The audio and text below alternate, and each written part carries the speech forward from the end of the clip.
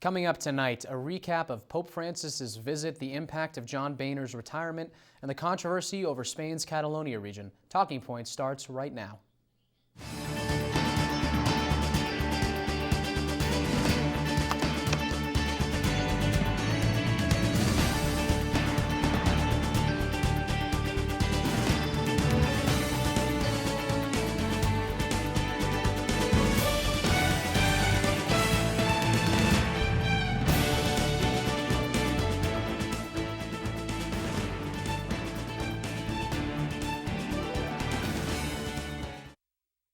In the coming days, we'll learn about the victims, young men and women who were studying and learning and working hard, their eyes set on the future, their dreams on what they could make of their lives.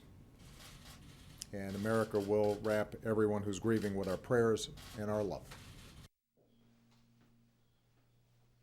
That was President Obama speaking in regards to a tragic shooting that happened earlier today in Oregon at a community college campus. Good evening. I'm Max Darrow, and welcome to Talking Points. Here are the rest of your top news stories for the day. 13 people are dead and dozens of others are injured after the gunman opened a fire at Umqua Community College in Roseburg, Oregon earlier today. As the shooter went into different classrooms, he allegedly ordered students and teachers to get on the ground, then had them stand up one by one and state their religion before shooting. The 20-year-old gunman has been shot and killed by police, and students are now allowed to leave the university grounds. As mentioned earlier, President Obama recently addressed the nation and hopefully gave some thoughts towards the nation. This marks the 45th school shooting this year. In other news, Governor Cuomo visited Onondaga County yesterday as part of his Capital for a Day program, while Cuomo announced tax cuts for the Anheuser-Busch Brewery and secured a $5 million grant for an annual dirt car race in Oswego County. He didn't have any surprises for the city of Syracuse. During Cuomo's 5 years in office, he has announced billions of dollars in investments for other cities in New York, such as Buffalo, Utica, and Rochester.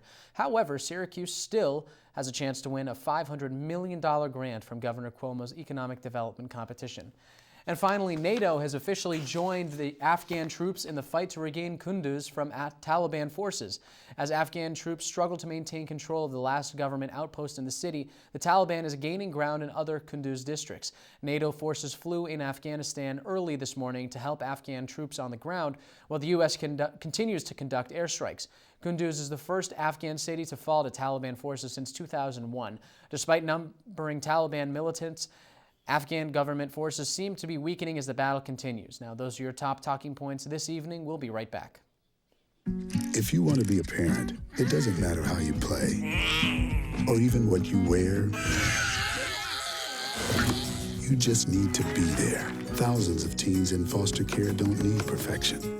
They just need you.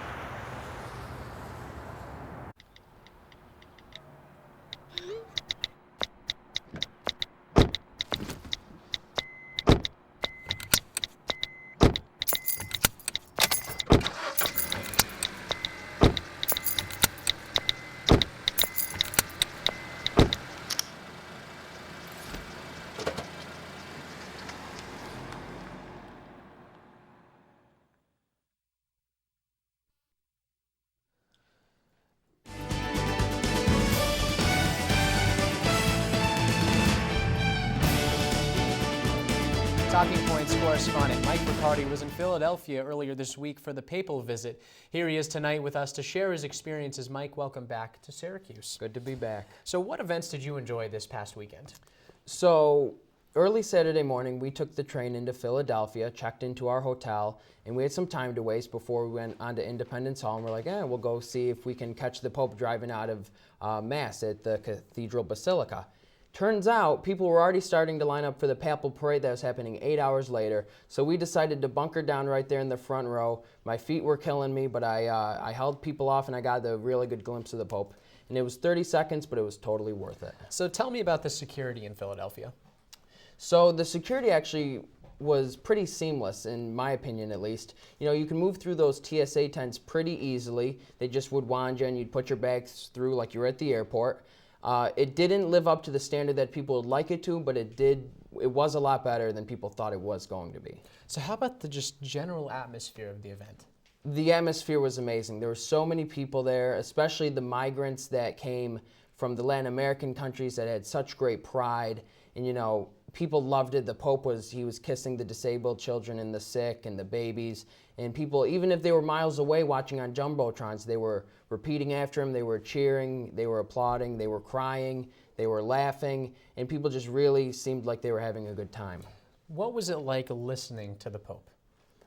You know, he has such great messages throughout this entire papal visit. This weekend specifically, he decided to focus on the future of the Catholic Church, and that included a future that was going to focus on reintegrating children and women into the church, and it also was a church that is going to take action on those childhood sexual abuse cases. And he did mention, you know, it was the World Meeting of Families that weekend in Philadelphia, so he did focus on families. He wants people to start making families sooner, and he wants people to get married. He actually cracked a joke telling the worried mothers of men that are unmarried to stop ironing their shirts and, you know, let them do it on their own. So you've been covering the Pope for 2 weeks now.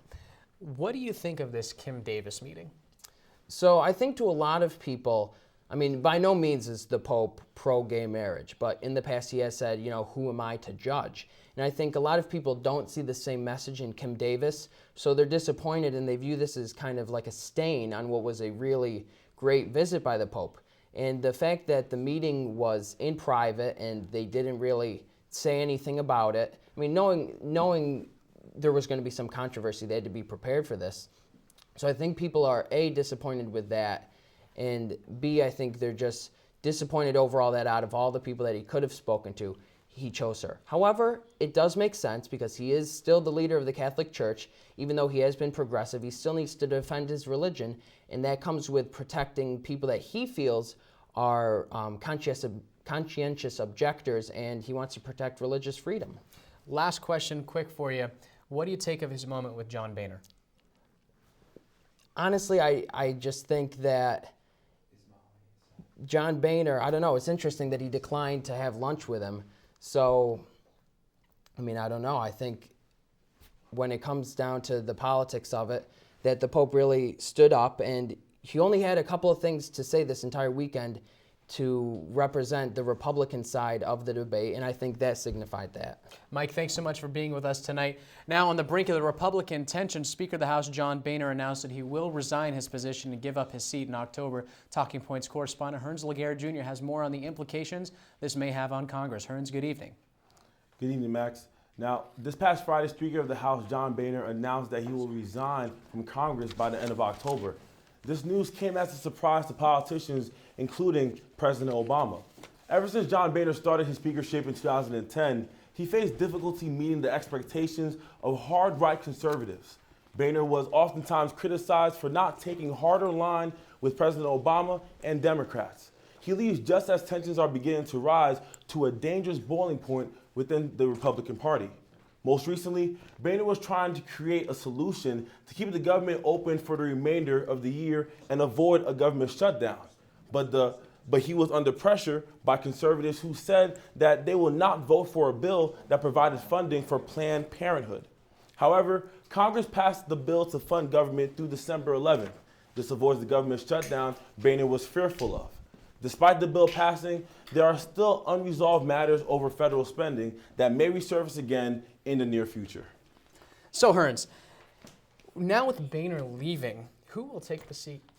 Now, the most likely candidate to take the seat is Majority Leader Kevin McCarthy of California. Now, if he does take the seat to be the next speaker, he won't face as many problems that Boehner did, most likely because Republicans favor his style, and he's more willing to bend to the wills and the wants of the Republican Party more so than Boehner did. But regardless who the next speaker becomes, they will face an interesting dynamic because the Republican Party lacks about 60 votes to overturn a filibuster in the Senate, and also they lack about 2/3 in both chambers to overturn a presidential veto if need be. So, with the date extending to December 11th, what do you think the Republicans are going to focus on? Well, the Republicans are still split down the middle on how to negotiate a new plan of action. Now, the bill passing only provides them an extension to December 11th. This gives them some time to create a new deal, which may provide some problems in terms of investors. Investors never had to focus on a fiscal policy ever since the government shutdown 2 years ago created a bipartisan agreement that eased spending curbs and raised the debt ceiling. But with Boehner leaving, this raises concerns over business and decreases confidence in the Republican Party, and also may delay some investments for the Republican Party as well, which would be a major step back. Ernst Laguerre Jr., thanks so much for being with us. Talking Points, we'll be right back. Really? Woo! My live feed does not work. Does not work? Buzz, what's up, man? You left some leaves burning out here. Yeah, I just came in just for a second. Come on, man. If it's too hot to touch, it's too hot to leave. You could torch the whole neighborhood. It's a good point there, Smokey. 9 out of 10 wildfires are caused by humans. Only you can prevent wildfires.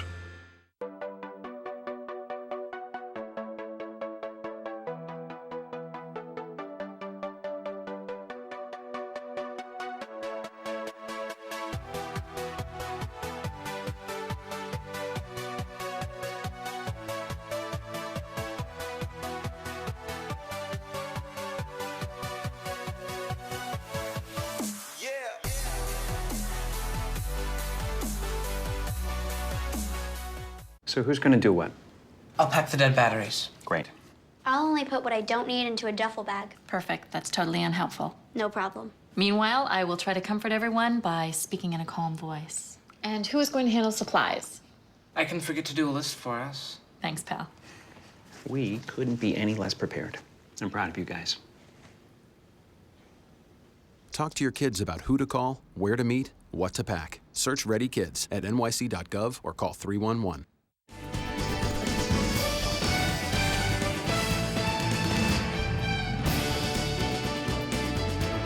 More than 150 world leaders gathered this week at the United Nations General Assembly to discuss the biggest problems facing the world.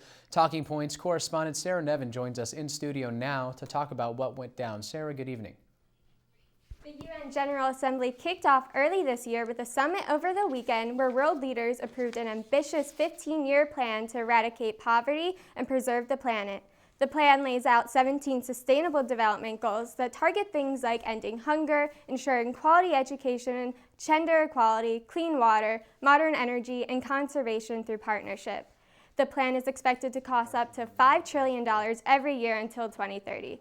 The UN is calling for support from member countries and world organizations. China has already pledged $100 million and 8,000 troops to the UN peacekeeping efforts in Africa, and another $2 billion towards the development goals, with hopes to donate a total of $12 billion by 2030. President Obama showed support for the plan, stating the goals are one of the smartest investments we can make to the future. On Monday, Russian President Vladimir Putin made his first appearance at the Assembly in more than a decade to discuss a global response to terrorism. Putin and Obama met behind closed doors that evening, but not before they publicly clashed over how to handle the Syrian civil war and ISIS. Later in the show, Talking Points correspondent Zina Safi will take a look at what came out of that meeting and what it means for the world. Climate change was also a hot topic. The Prime Minister of Fiji, Bainimarama, called for a future legally binding agreement on limiting the rise of the planet's average temperature to pre-industrial levels through emissions cuts. He also spoke of providing financial support to small island developing states that are vulnerable to rising sea levels. An agreement will be finalized later this year at a conference in Paris. On Wednesday, Palestinian President Abbas declared that Palestine is no longer bound by the Oslo Accords, a 20-year-old security and economic agreement with Israel, citing that Israel has repeatedly violated the agreement with its construction on settlements in the West Bank. The announcement came shortly after the Palestinian flag was raised over the UN for the first time as an observer state. So Sarah, what are the chances, do you think, of the United States and Russia actually coming to an agreement and cooperating in Syria? We're actually going to move on to a different question. That's totally fine. Sorry. So on the new goals. Yeah, tell me about the new goals. The new goals are coming after the expiration of the 8 Millennium Goals set by the UN back in 2000. Those goals mainly focused on economic development and poverty in developing countries. They were really successful at lowering things like child mortality rate and illiteracy, but fell short on environmental sustainability. So these new 17 goals are going to focus on sustainable development by all countries. So all members of the UN have endorsed the plan. Perfect. Well, thanks so much for being with us tonight, Sarah. Glad to have you on the show. You're welcome. Now, Volkswagen got in a lot of trouble recently for cheating on emissions tests. Talking Points correspondent Sarah Perks now joins us in studio to tell us what this might mean for Germany and the auto industry. Sarah, good evening. Okay, well, this means a lot for the Germany, and that is because they're going to be affected not only economically but politically as well. The Chancellor of Germany, Angela Merkel, is someone who really pushed for the protection of the car industry regulations. 2 years ago, Europe really wanted to make stricter regulations, but Berlin insisted that these regulations stay soft, which made Berlin also look very hypocritical, because Berlin really wanted and really encouraged other countries to abandon nuclear power to give them this whole eco-friendly green image. Meanwhile, on the side, they're watering down emissions. So an outsider looking in can look at this and be like, okay, well, that doesn't really make any sense. So talking about watering down the emissions, is there a specific solution to the problem that they discussed, or? Yes, actually, well, in Europe, 2017, they plan to have emissions tests conducted in more realistic conditions, and this may happen quicker elsewhere. But the artificial and predictable conditions are what made it so easy to break the rules in the first place. So new tests will also be introduced to detect the devices like the ones Volkswagen used to cheat.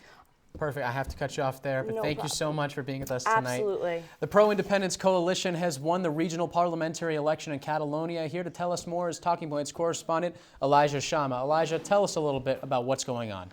Hi. The Spanish region of Catalonia is one step closer to independence after a parliamentary win for the Together for Yes party in early regional elections. The pro-independence parties won 72 of the 135 seats in regional parliament. This victory paves the road ahead for a Spanish secession of Catalonia.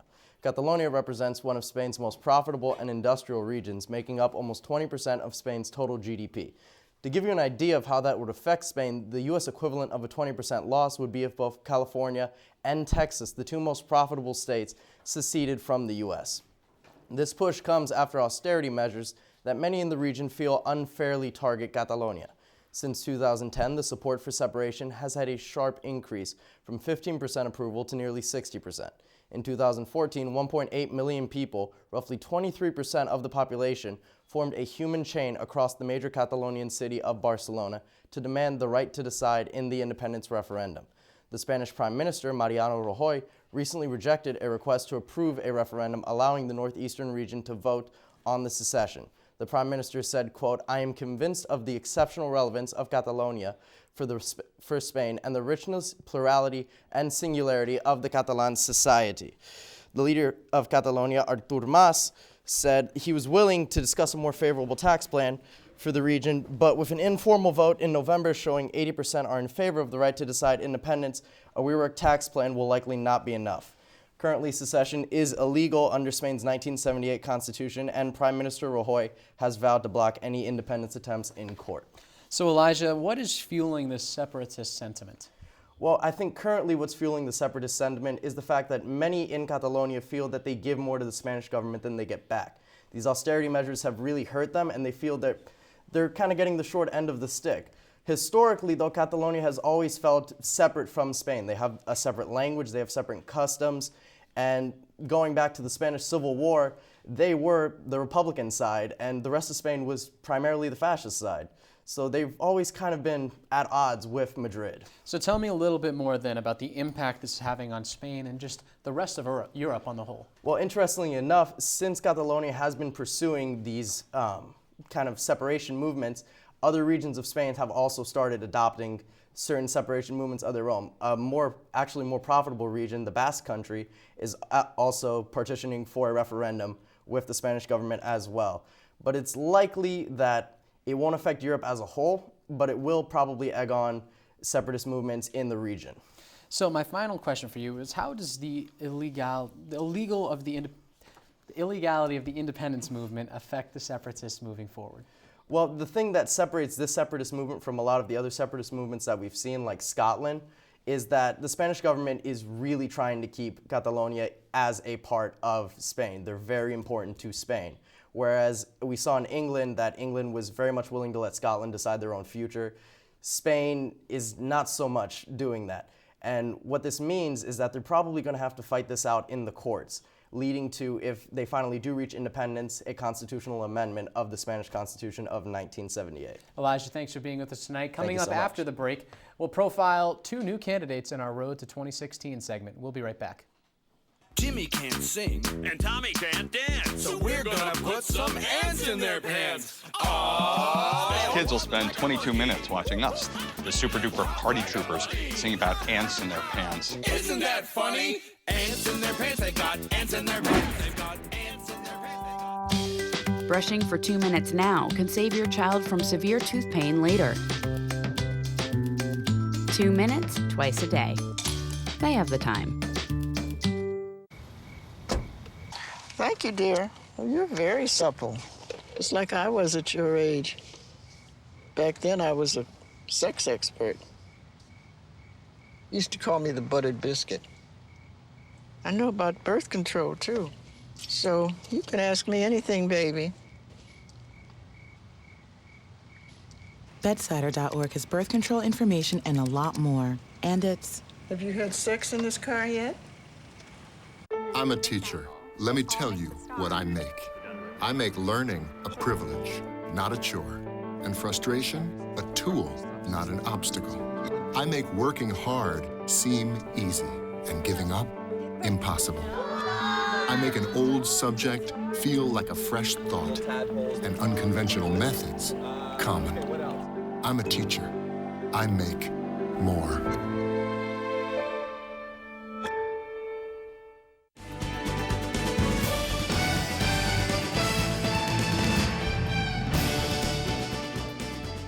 President Obama met with Vladimir Putin of Russia at the United Nations conference last week to talk about addressing ISIS. Now Talking Points correspondent Zina Saifi joins us in studio to tell us about the recent Russian involvement in Syria and its effects on foreign affairs. Zina, good evening. Good evening.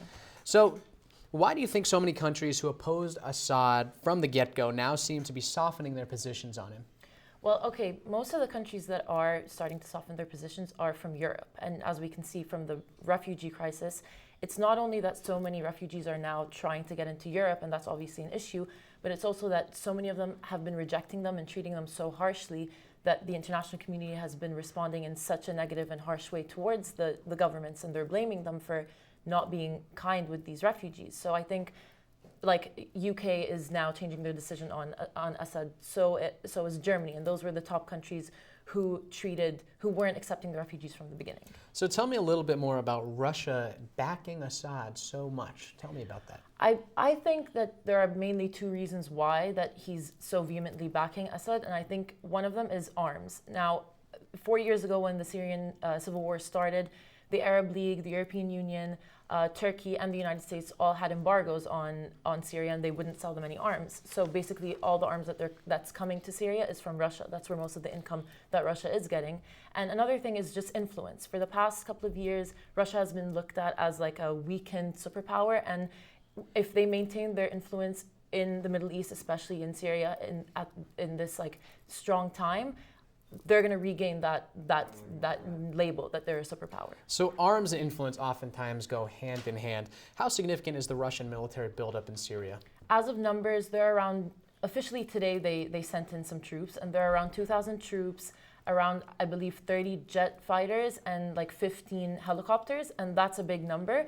But despite the numbers, just the fact that Russia is having an influence inside Syria is going to have an effect on the United States, because they are completely against Assad staying in power, and they're afraid that if Russian troops are going to be inside trying to supposedly fight ISIS, that it's going to come between the US-backed troops in Syria. Zina, thank you so much. Thank you.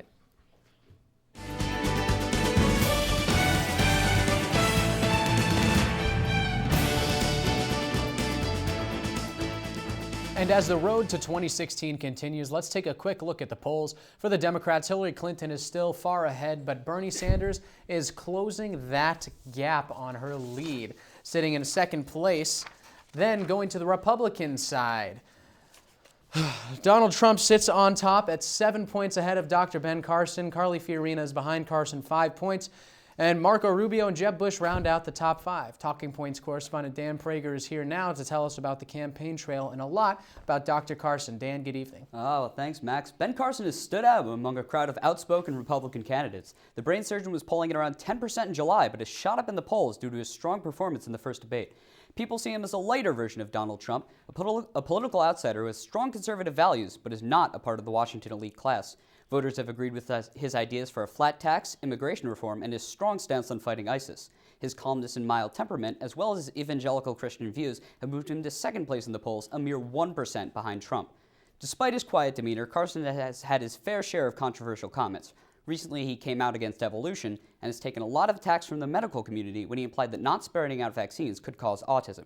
Carson was also in the news recently when Governor Jerry Brown of California sent him a letter outlining evidence for climate change, which Carson said is a, quote, irrelevant issue. However, his polling numbers continue to rise, showing that much like Trump, a handful of controversial comments only seem to make him more popular.